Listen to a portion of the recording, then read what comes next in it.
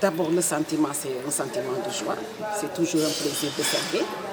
Ensuite, on m'a choisi comme mentor. Je suis honorée par Right to Play. Mais c'est un honneur pour moi de venir aujourd'hui à cette rencontre des mentors et des mentorés. Ça nous permet, nous, d'avoir un contact avec les mentorés. Ça nous permet, nous, de les connaître et eux de nous voir aussi et de nous connaître. Et là, nous, on est assurés, on est rassurés parce que la relève est là. Être mentor ne veut pas dire qu'on sera éternellement mentor. Mais là, s'il y a quelqu'un qui, derrière, travaille à ce que la relève soit assurée, nous, on est là que pour aider. Et c'est un plaisir de venir servir. Un appel aux enfants, c'est-à-dire quand on a un partenaire, quand on a quelqu'un qui est là pour aider, il faut s'y mettre. Maintenant, aux parents, on ne demande que l'accompagnement. Parce que c'est un peu difficile de gérer les filles. Et souvent, les enfants n'ont pas les structures qu'il faut dans leur quartier ou bien à côté de leur résidence. C'est un peu éloigné et souvent les parents n'ont pas confiance.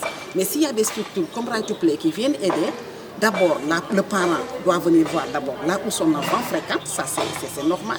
Et maintenant, après, à la maison, elle doit jouer le rôle. Je m'adresse aux familles en particulier parce que ce sont elles qui assurent l'éducation à la maison.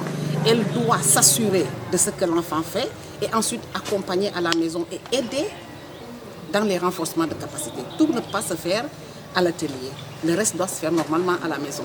Et être beaucoup plus proche de nos enfants, avoir le temps un peu pour nos enfants et mettre nos enfants en confiance pour qu'ils puissent au moins venir nous parler en toute responsabilité. Parce qu'il faut une cible bien claire, mais aussi, ce n'est pas totalement fermé. Il faut pouvoir gérer aussi avec les autres quand ils arrivent et quand il y a l'engouement, et c'est le cas. C'est la vie du projet, hein. C'est jusqu'en 2026 et au-delà, on espère au-delà. Parce qu'après, l'important c'est que les mentors viennent des communautés.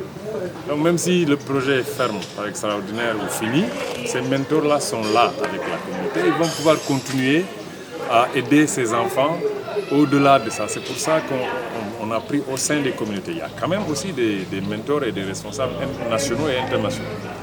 On a Sadio Mané qui est là. On veut avoir des gens comme Aliou Cissé, même s'il n'est pas encore dedans. On va avoir d'autres personnes comme Isabelle Sambou, etc.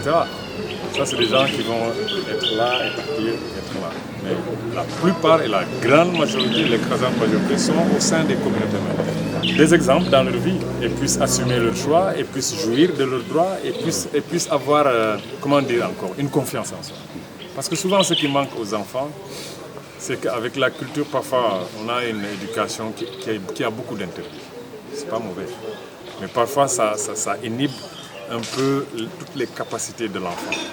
Donc, quelque part, ce mentorat permet d'ouvrir ces bouchons qui bloquent l'enfant dans son développement personnel. Donc ça, par exemple, ça va être un des objectifs. Et une fois que les mentors intègrent les approches et les comprennent, mais je vous dis, ils n'auront même pas besoin de notre présence pour dérouler. La culture y est. Quand on dit sport, on a culture. Parce que souvent, d'ailleurs, quand vous voyez, quand on invite souvent certaines personnes de la culture pour véhiculer.